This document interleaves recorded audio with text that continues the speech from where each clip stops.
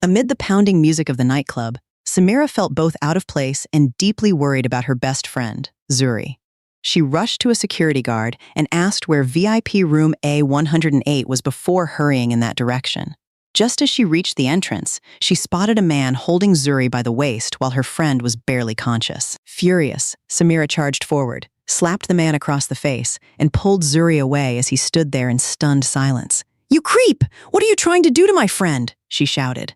Without waiting for an explanation, she quickly helped Zuri away, all the while fearing that the so-called creep might come after them. The next morning, Samira went to work as usual. It was the day the company would officially introduce its new CEO, so like every other employee, she attended the welcome meeting. Then her heart nearly stopped. The new boss walking into the room was the very same man she had slapped the night before. He recognized her almost immediately and gave her a knowing smile. A chill ran down her spine as one anxious thought after another flooded her mind. She had no idea just how chaotic her life at work was about to become. "Hey, Samira, it's Mom." "Hi, Mom. What's up?" "Next month is Grandma's memorial gathering. Are you coming home?" "Of course. I'll work out my schedule. And you'd better bring your boyfriend this time. Your aunts were asking me this morning when you're finally going to settle down." "I don't have a boyfriend." "There you go again. I've told you so many times, Mom. I'm not getting married. I'll stay single and live with you and Dad forever." "What do you mean you're not getting married?" "I married your father, didn't I? That's how you got here." "No thanks. Marriage looks exhausting. Look at Tiana from Aunt Helen's neighborhood. She just divorced her husband after years of abuse. And what about Michelle next door? Every few days she packs up the kids and runs back to her parents because her in-laws make her miserable. I'd rather earn my own money and enjoy my freedom." "Quit being stubborn. I mean it. If you show up next month without a boyfriend, don't even bother coming home. Then maybe I won't." "My goodness, I should have grown a pumpkin instead of raising you. At least it wouldn't argue with me." "I'm busy, Mom. I'm hanging up." "And don't forget the boyfriend." Samira ended the call before her mother could say another word and let out a long sigh. At 29, she was tall, striking, and one of the lead fashion designers at Velura Fashion, one of Atlanta's premier clothing brands. She had the career many people dreamed about and the looks to match. Yet as 30 crept closer, she still hadn't had a serious relationship. She had no interest in changing that. Staying single suited her just fine. She had graduated at the top of her class in fashion design from SCAD. Her original plan had been to return to her hometown of Macon and open her own design studio, but endless pressure from relatives about getting married convinced her to stay in Atlanta instead, where Velura recruited her immediately after graduation. Samira and Zuri had met in college. They came from the same hometown and decided to share a small apartment after moving to Atlanta. Even though Samira knew Zuri could be carefree and messy, she never held it against her and treated her like family. It was Sunday, so Samira had the day off from Velura Fashion. Zuri had gone out to celebrate a friend's birthday, leaving Samira alone in the apartment. After dinner and a relaxing shower, she stretched out on her bed and scrolled through her phone until an unfamiliar number flashed across the screen. She hesitated before answering. "Hello? Is this Samira? Are you friends with Zuri?" "Yes, I am." "What happened? Could you come pick her up at Midnight Lounge? She's had too much to drink." Without another question, Samira grabbed her jacket and hurried out the door.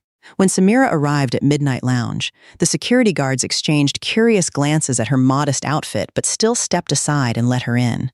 The moment she crossed the entrance, music and laughter crashed over her from every direction, making her frown. The place was packed with young men and women dressed for a wild night out, a world that felt completely foreign to her. Following the directions she had been given, she made her way toward the private VIP section and headed for room A108. As Samira stepped into the hallway, her eyes landed on a tall man, easily 6 feet, dressed in black slacks and a fitted black dress shirt. One arm was wrapped around a young woman whose head rested against his shoulder. She narrowed her eyes. The woman looked strangely familiar. Wait, was that Zuri? Without thinking twice, Samira rushed forward, shoved the man away, and slapped him across the face with all her strength. "You creep! What do you think you're doing to my friend?" The unexpected blow caught Omari completely off guard. He stumbled backward until his shoulder hit the wall. Looking confused, he opened his mouth to explain, but Samira didn't give him the chance. She unleashed a furious scolding, grabbed Zuri by the arm, and hurried away before anyone could stop her. Once she was safely outside the club, her pulse refused to settle. She glanced behind her, relieved that the stranger hadn't followed. That night, Zuri was so drunk that she had no idea what was happening around her, leaving Samira awake until 2 in the morning to take care of her.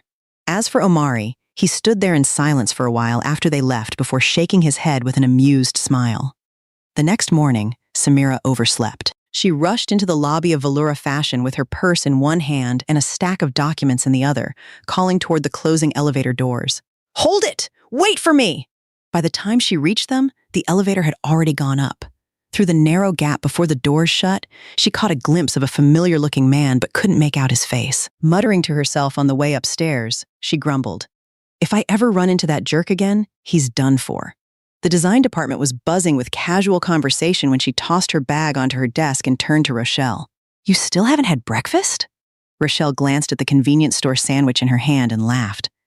"My little boy kept me up all night. I barely got everyone out the door this morning, so this will have to do." Samira shook her head. "See? Marriage is exhausting. Staying single is a much better deal." Rochelle smiled knowingly. "It's busy, sure, but if I had the chance to choose again, I'd still marry my husband. Watching our kids grow up and sharing life with someone you love makes it worth it." Before Samira could reply, the clicking of high heels echoed through the office. The CEO's assistant entered with a tall, sharply dressed man following behind her. She clapped her hands to gather everyone's attention. "Everyone, I'd like you to meet our new CEO, Omari, who has recently returned from overseas and will be leading Veloura Fashion." Applause filled the room. Samira, meanwhile, quietly hid behind her coworkers, her mind racing. That's him, the guy from the club. I slapped the new CEO. Am I about to lose my job and end up moving back to Macon? Trying to stay out of sight, she ducked lower while Omari's eyes swept across the room. The assistant gestured toward the staff. "This is our design department, the heart of the company." Omari nodded calmly. "I'm Omari. I look forward to working with all of you." He turned to leave, then paused at the doorway. Samira's breath caught. Had he spotted her? Without looking back, he said, "Have the department manager send me the roster for the design team along with the recent project reports." Later, seated in his office, Omari flipped through the files until one profile made him stop. He smiled to himself when he read the name. Samira, 29 years old, deputy head of design, top graduate from SCAD. What a small world. For the rest of the morning, Samira kept sneezing. Rochelle glanced over with concern. "Are you coming down with something?" Samira rubbed her nose and laughed it off. "Maybe someone's talking about me." A little later, Rochelle walked over with a folder in her hands. "Can you take these reports up to the CEO's office?" Samira looked up in surprise. "Shouldn't you be the one delivering them? I'm tied up at the moment. Besides, his assistant said he specifically asked for you." Rochelle narrowed her eyes with a teasing smile. "Do you two know each other? I heard he's still single." Samira cut her off before she could finish. "Know him? No way.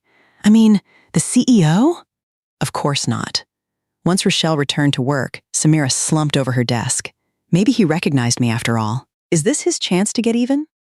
Clutching the reports, she paced outside Omari's office, lifting her hand to knock and lowering it again. For one reckless second, she even considered resigning on the spot. Before she could make up her mind, a calm voice came from inside.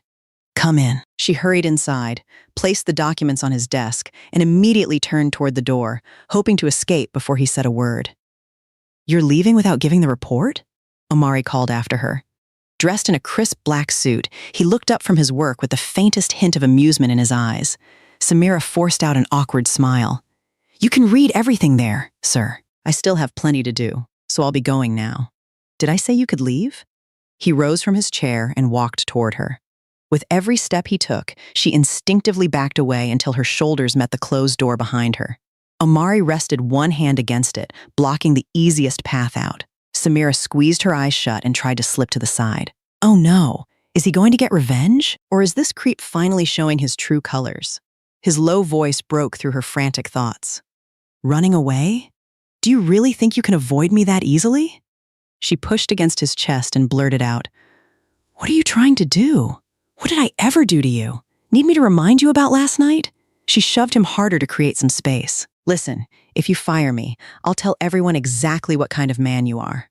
Omari stared at her in disbelief. What kind of man? A creep! I saw you with my friend at the club. Don't pretend otherwise. Before he could explain what had actually happened, Samira yanked the office door open and stormed out, leaving him standing there speechless. A second later, he let out a quiet laugh. She certainly had a personality no one could ignore. Over the next several weeks, life at the office settled into a steady routine again.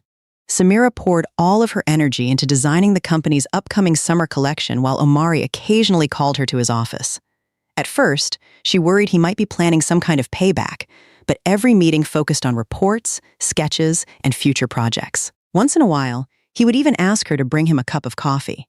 She wasn't thrilled about it, yet she always did.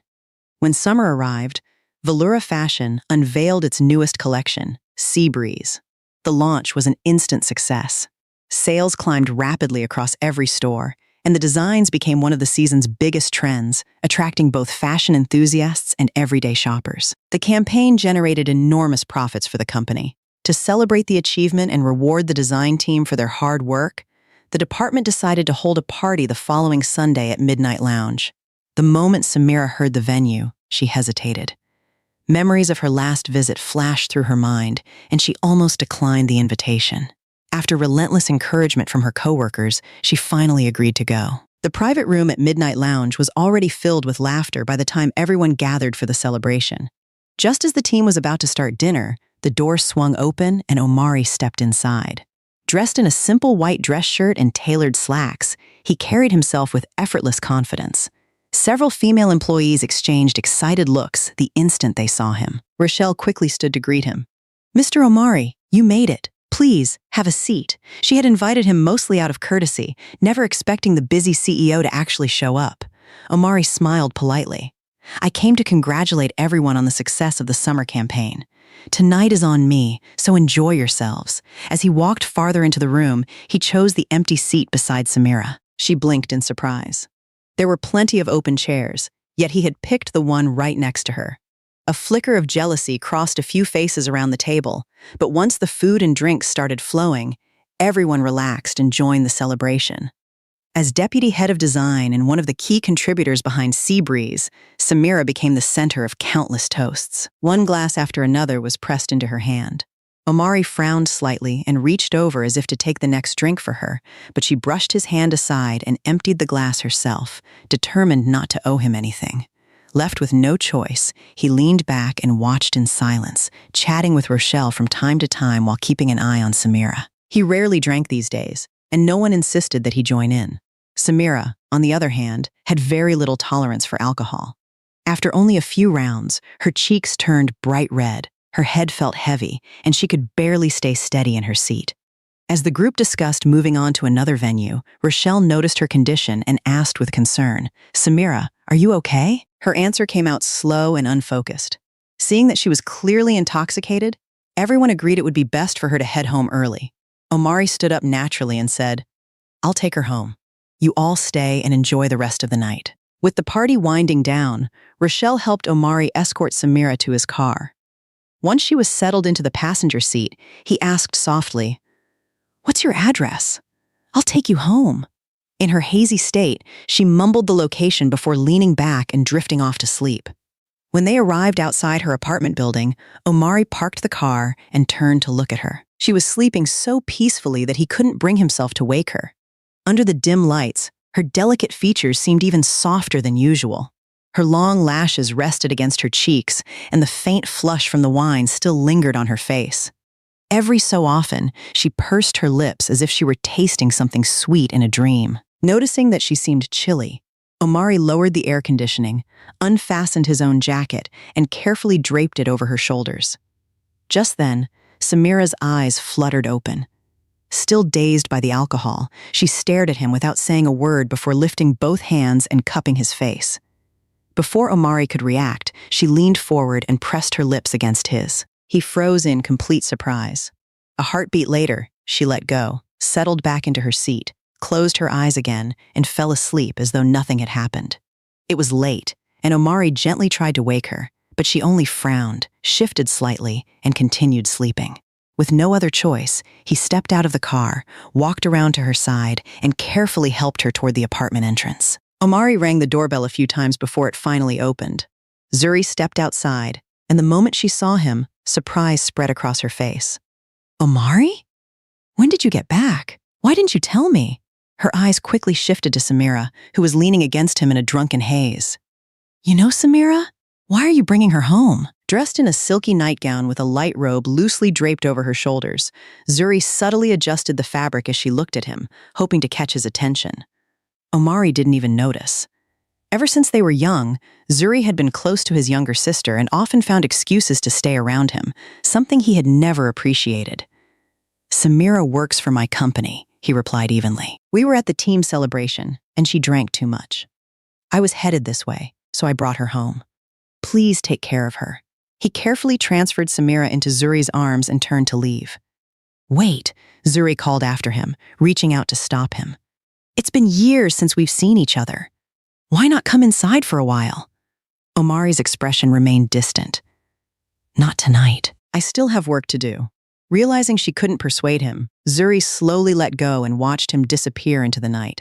After helping Samira back to her room and settling her onto the bed, she stood there quietly, unable to shake the thoughts circling in her mind. Are those two seeing each other? No, that can't be right. Samira has always insisted she'll never date anyone. Besides, if Omari were interested in someone, it should be me. Trying to convince herself, she left the bedroom, flopped onto the couch, and buried herself in her phone. After returning home, Omari took a shower and headed to his study, planning to finish the work still waiting on his desk. The moment he sat down, however, his thoughts drifted back to what had happened in the car only an hour earlier. An unfamiliar warmth settled over him as his fingers brushed lightly across his lips, and a quiet smile appeared before he even realized it. The vibration of his phone pulled him back to reality. He glanced at the screen and saw a message from Zuri. Omari, are you asleep yet? He tossed the phone aside without replying. More notifications followed, making him frown with annoyance. Omari had long understood that Zuri was interested in him, but he had never returned those feelings. She constantly looked for chances to stay close, and he found the attention more exhausting than flattering. In truth, he had only been in love once before. Back in high school, he dated a girl for a short time until he discovered she had been cheating on him. Ever since then, he had buried himself in work and stopped believing romance was worth the trouble. Yet after crossing paths with Samira only a handful of times, she had already left a lasting impression on him. At first, teasing her over their misunderstanding had simply amused him, but little by little those playful interactions turned into genuine interest. Some days, he even invented trivial reasons to call her to his office just so he could see her for a few minutes. The alarm blared at 7 o'clock as usual, but Samira didn't drag herself out of bed until it rang a second time. Her head felt like it had been split open, and every muscle ached from the drinks she'd had the night before. Fragments of the evening drifted through her mind, but everything after leaving Midnight Lounge was a blur. She had no idea how she had made it home, and Zuri was already gone by the time she woke up. Even though she still felt miserable, it was Monday, so she got dressed and headed to work. As she reached the lobby of Valora Fashion, the elevator doors were just beginning to close. She hurried forward and slipped inside, only to discover that the only other passenger was Omari. A polite smile crossed her face before her eyes landed on the small cut on his lip. In an instant, scattered memories came flooding back. She remembered grabbing his face and kissing him in her drunken state. Heat rushed to her cheeks. Omari noticed her expression and returned her smile. Seeing her flushed face, he reached out and rested the back of his hand against her forehead. Are you feeling sick? Startled by the unexpected gesture, Samira quickly stepped away. I'm fine. You don't have to keep putting your hands on me. Satisfied that she didn't have a fever, Omari chuckled and leaned a little closer.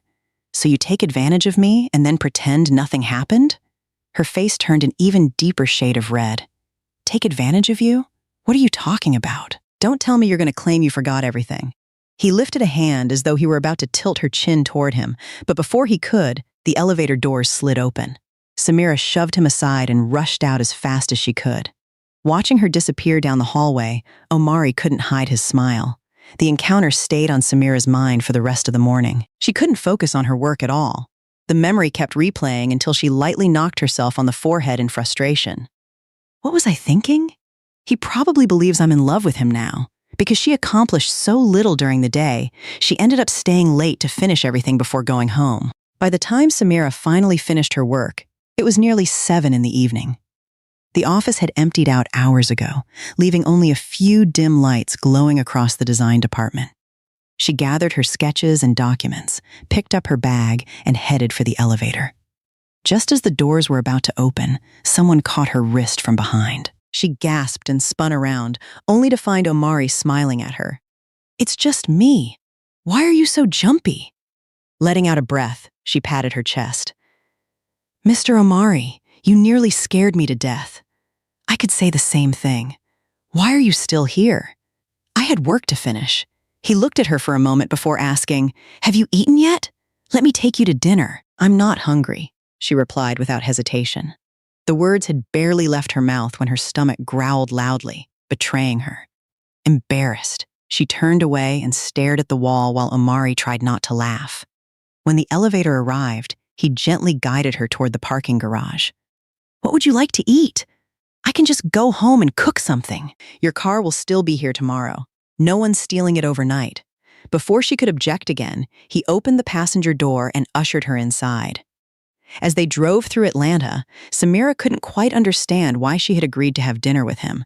A strange warmth lingered in her chest, one she had never experienced before. Omari took her to one of his favorite restaurants and ordered a generous spread of dishes because he still had no idea what she liked. Looking at the crowded table, she asked, "Are we waiting for someone else?" "No, just the two of us." "Then why order so much? We can't possibly finish all this." He simply smiled, peeled a shrimp, and placed it onto her plate. After dinner, Samira insisted on taking a rideshare home, but Omari frowned, slipped an arm lightly around her waist, and steered her back to the passenger seat of his car. "This isn't the first time I've driven you home." She shot him a suspicious look. "Or are you planning to take advantage of me?" He laughed. "As if I'd ever need to." She answered with an exaggerated glare, and the rest of the drive passed in comfortable silence. Samira looked out the window while her pulse quietly picked up for reasons she couldn't explain. As soon as Samira stepped out of Omari's car, he was about to walk her to the apartment entrance when someone hurried toward them. Zuri had gone downstairs for a late-night snack and lit up the moment she saw him. "Omari, were you here to see me? I've been texting you, but you never replied." Samira looked from one of them to the other in confusion. "You two know each other?" Zuri answered before Omari could speak. "Of course. We've known each other for years. We're very close." Samira immediately remembered the misunderstanding at Midnight Lounge. Omari calmly explained, "Zuri and I grew up around the same family circle. Our parents have been close friends for years, so we've always treated each other like family, but we're not actually related." Realization washed over Samira's face, and she lowered her head in embarrassment. Before she could say anything else, Zuri slipped between them and tugged Omari toward the building. "Come inside for a while." Samira instinctively wanted to stop them, but the two had already walked ahead. Inside the apartment, Omari sat on the couch while Zuri stayed close beside him. After only a short visit, he stood to leave. The moment the front door closed behind him, Zuri turned to Samira with an unusually serious expression. "Are you and Omari dating?" Samira forced a laugh. "What are you talking about? You know I've never wanted a relationship. Then why do you seem so comfortable around him? My car's been giving me trouble." "He was only giving me a ride home because it was on his way." The explanation eased Zuri's worries. Her mood brightened instantly as she grabbed Samira's shoulders with excitement. "Then let me tell you a secret." "What secret?" "I like Omari." Samira's smile disappeared. Something tightened inside her chest, though she tried not to show it.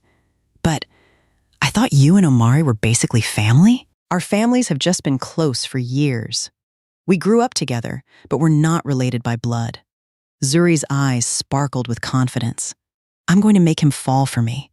A man as perfect as Omari deserves someone just as perfect." From that day on, after learning how Zuri felt, Samira deliberately began keeping her distance from Omari. She didn't want their friendship to fall apart because of him. After learning about Zuri's feelings, Samira did everything she could to avoid Omari. Whenever he asked for a report, she found an excuse to have Rochelle deliver it instead. Eventually, Omari lost patience and called her directly, insisting that she come to his office. Knowing she couldn't dodge him forever, Samira reluctantly knocked on his door and stepped inside. The moment he saw her, he set aside his paperwork and looked at her with clear frustration. You've been avoiding me. Avoiding you? Why would I do that? Then why do you disappear every time I ask for you? I'm busy. That's why Rochelle has been bringing the reports. Omari didn't bother arguing. Instead, he reached into a drawer and handed her an elegant invitation. She glanced down at it in confusion. What's this? A party. You're coming with me tonight. Samira looked up in surprise. Why me? Where's your date? I don't have one.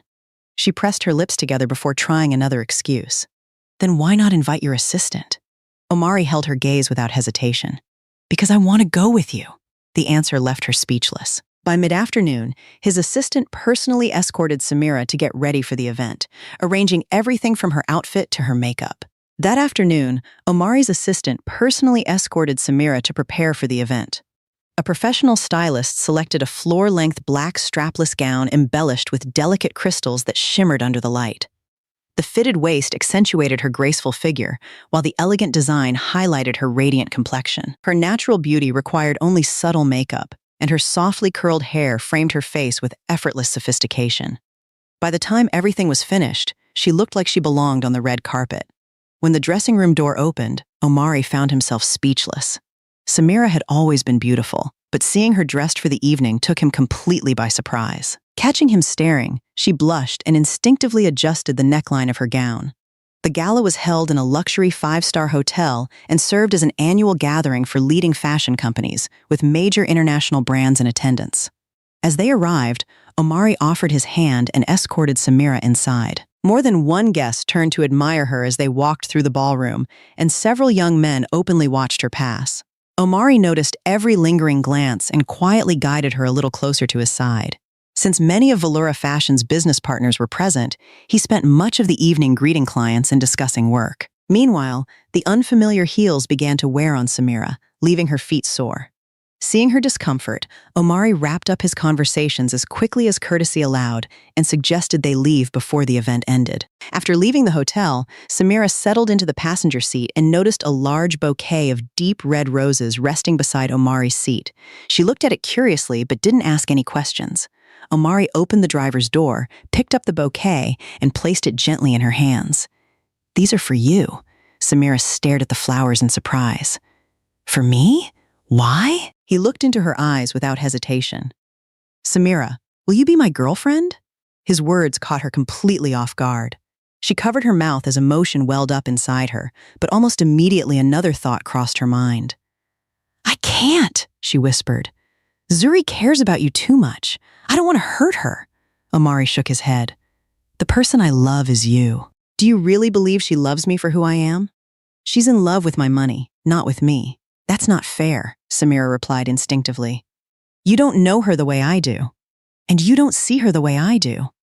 She lowered her gaze, struggling to sort through the feelings in her heart. "Then why me? Why do you like me?" Omari stepped closer and wrapped her in a gentle embrace. "I can't explain it. Somewhere along the way, you found a place in my heart and made it impossible for me to look away. Every day I wanted another excuse to see you." He rested his hands on her shoulders and smiled softly. "You stole my heart, so now you have to take responsibility for it." Their eyes met in the quiet night. Omari studied every detail of her face before leaning in and brushing his lips against hers. Samira stood frozen in surprise, too stunned to react as their first sober kiss lingered between them. By the time they reached Samira's apartment, she was still floating somewhere between disbelief and happiness. Omari stepped out first, opened the passenger door, and offered her his hand. She accepted it before quickly pulling away and hurrying toward the entrance. He caught her wrist with a smile. "That's it? No proper goodbye?" Lowering her eyes shyly, she murmured, "Goodbye!" Omari laughed softly and tapped his own cheek. "Just a goodbye?" Pretending not to understand what he meant, Samira stood there without moving. In the end, Omari leaned forward and placed a gentle kiss on her forehead. "Sleep well. I'll pick you up tomorrow. You don't have to. I have my own car. Be good and let me." She watched his car disappear into the distance before turning toward the building, only to stop in her tracks. Zuri was standing at the entrance with both arms hanging stiffly at her sides, anger written all over her face. She marched straight toward Samira, clenched her fists, and demanded, "What were the two of you doing just now?" Samira opened her mouth to explain, but Zuri cut her off. Who was it that swore she would never date anyone? Who insisted she wasn't interested in Omari? She grabbed Samira by the shoulders, her voice rising with every word. I told you I liked him. How could you do this to me? Frightened, Samira shook her head. Please listen. It wasn't planned. Omari confessed his feelings to me. Enough! Zuri snapped. I saw you kissing him with my own eyes. I didn't mean to hide it from you. From this moment on, we're not friends anymore. She shoved Samira so hard that she stumbled to the ground, scraping her hand against the pavement. Without another glance back, Zuri grabbed her keys and stormed off into the night. She never returned home. Worried sick, Samira eventually called Omari and told him everything that had happened. He comforted her and asked her not to panic. A few minutes later, he called back with reassuring news. Zuri was safe and staying at Imani's house.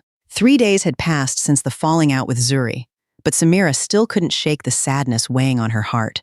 She found it impossible to focus at work, so without telling Omari, she quietly requested a few days off and drove back to her parents' home in Macon. Her mother welcomed her at the door but looked disappointed when she realized Samira had come alone instead of bringing a boyfriend. Even so, seeing how exhausted and downcast her daughter seemed, she chose not to press the issue and simply carried Samira's bag inside. Away from the noise of Atlanta, the peaceful countryside and fresh air gradually eased her mind. After spending 2 days at home, the ache in her heart had faded, but another feeling began to take its place. She missed Omari. No matter how busy he was, he always found time to call before bed, wishing her good night and asking when she planned to return. Each time, Samira brushed the question aside with a vague answer, leaving him increasingly anxious. One bright morning, with blue skies overhead and birds singing in the trees, she decided she had spent enough time hiding in her room. She reached out to a few old high school friends and invited them to meet up. Since everyone was busy with careers and family, opportunities like this had become rare. Their conversations quickly drifted to the familiar question of when she was finally going to get married.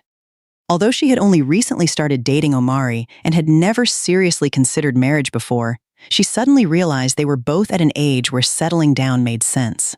The thought felt strangely pleasant, filling her with a quiet excitement she had never expected. It was nearly noon when Samira pulled into her parents' driveway and noticed a familiar luxury car parked outside.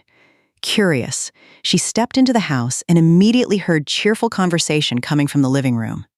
It took her a second to recognize the vehicle. It belonged to Omari, who changed cars so often that she could barely keep track anymore. The moment she walked in, she saw him sitting across from her parents in a tailored black suit and crisp white shirt, with gift bags and neatly wrapped presents stacked beside him. He rose to greet her, but her mother quickly stopped him. Leave her alone, my future son-in-law. She's been home for days and never once mentioned having a boyfriend. Samira stared in disbelief. Mom, we only recently started dating. I haven't even agreed to marry him. You haven't agreed? Omari echoed with mock disappointment. That's not what I meant, she hurried to explain as she took the seat beside him. Her mother waved a hand dismissively. Your father and I have already talked it over with him. Next month, his family is coming to discuss the wedding. The sooner, the better. Mom, Samira protested. Don't mom me. You're almost 30. How much longer do you expect us to wait?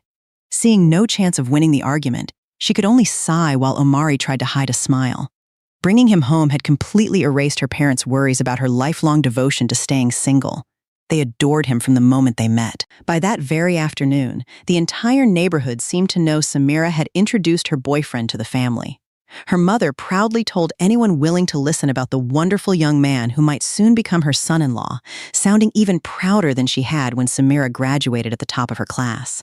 Watching it all unfold, Samira couldn't help thinking that maybe she wasn't the favorite child after all. Knowing Samira still felt guilty about what had happened with Zuri, Omari suggested that she move into his house. He didn't want her staying under the same roof with someone who might hurt her again. So when she returned to Atlanta from Macon, she made up her mind to move out. The moment Zuri saw her, resentment exploded. She hurled insults without holding back, slashed through Samira's clothes, tossed her belongings out of the apartment, and even took the savings the two of them had been putting aside together for household expenses. Samira had once treated Zuri like family. Even though Zuri had always been spoiled and disliked chores, Samira never complained. She willingly cleaned the apartment, looked after everything, and overlooked her friend's flaws.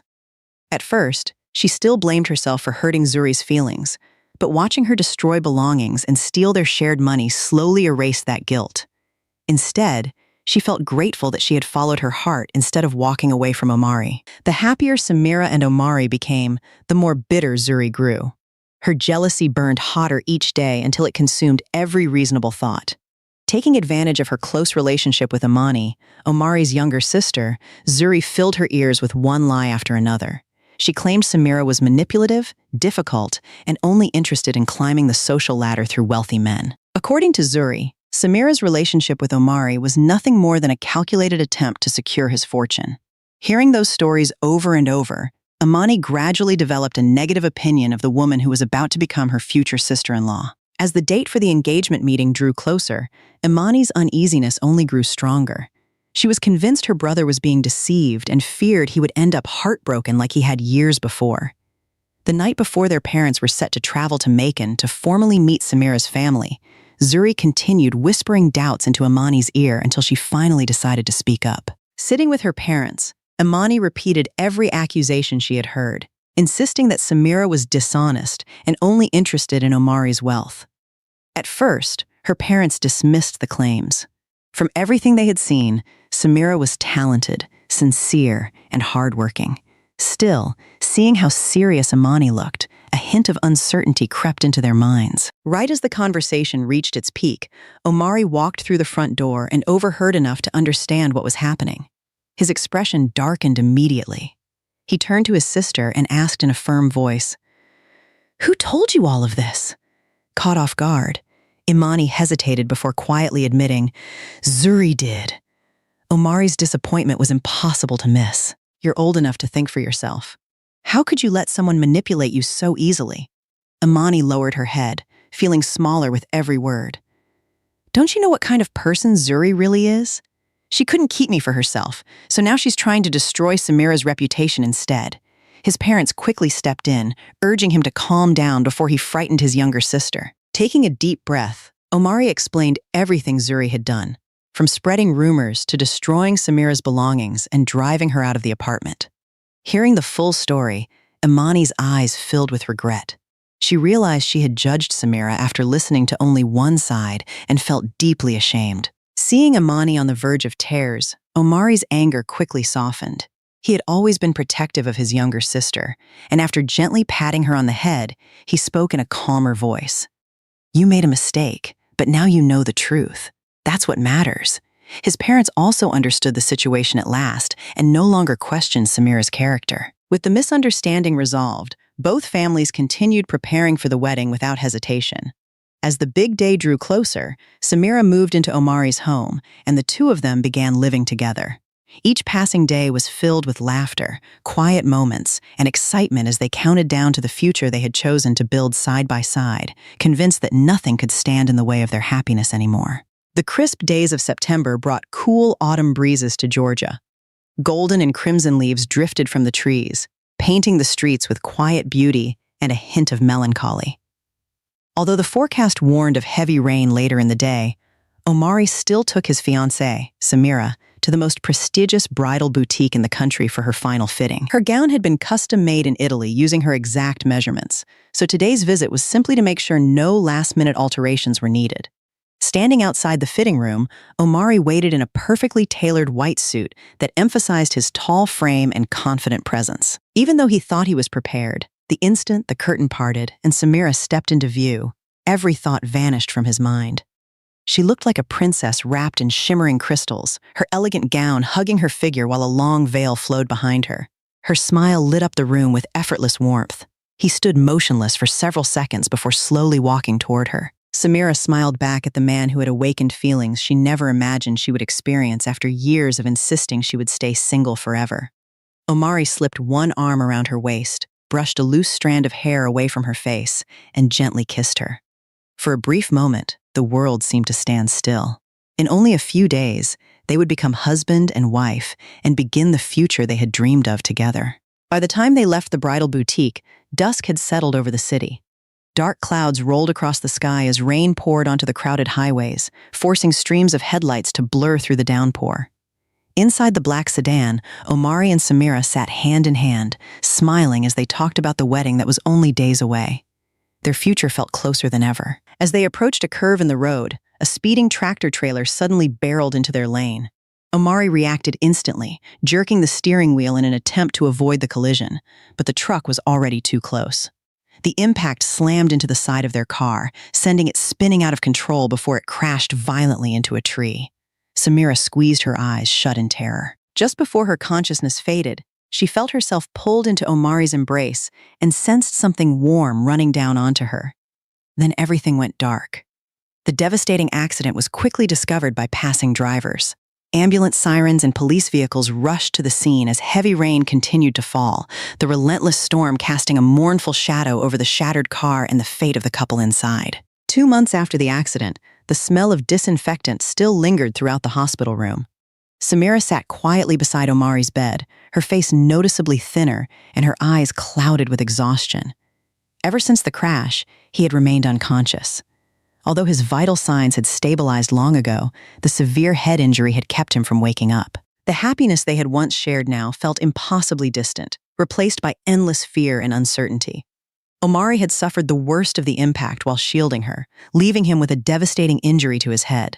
Samira escaped with only minor cuts and a fractured left arm that had nearly healed. Aside from the hours she spent working to support herself, she devoted every moment to caring for him and praying that he would open his eyes again.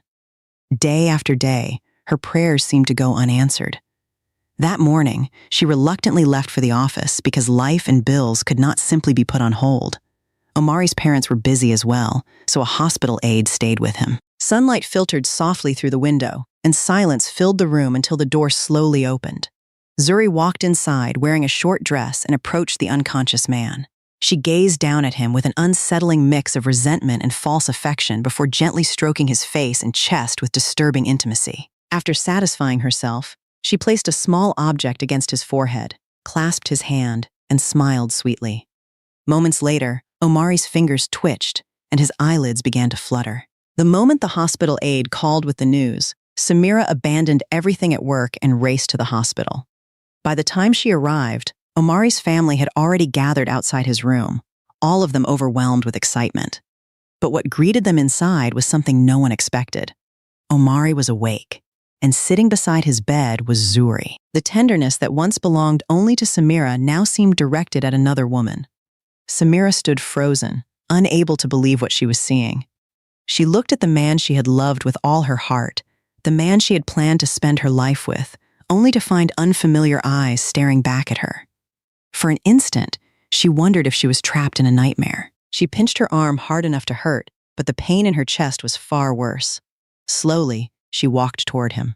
Omari looked up, and a faint ache stirred somewhere deep inside him as their eyes met, yet he regarded her like a complete stranger. Standing beside him, Zuri shot Samira a smug glance and looked ready to send her away, though the presence of Omari's parents kept her from going too far.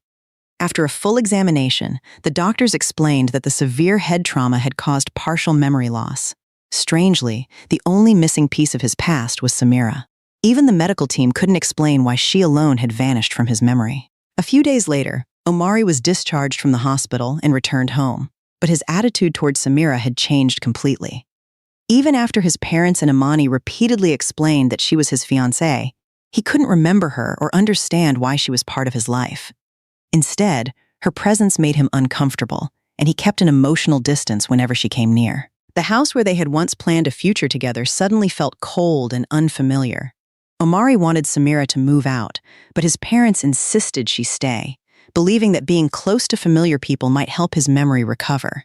Reluctantly, he gave in, though he refused to share a bedroom with her and moved into another room. Samira continued caring for him every day, despite his indifference, preparing meals, checking on his health, and quietly looking after him whenever she could.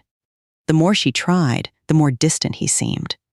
Meanwhile, Zuri began visiting the house almost daily, constantly hovering around Omari and acting as though she belonged at his side. She even hinted that she should move in to take care of him herself, but his parents immediately rejected the idea and made it clear that she would not be living there.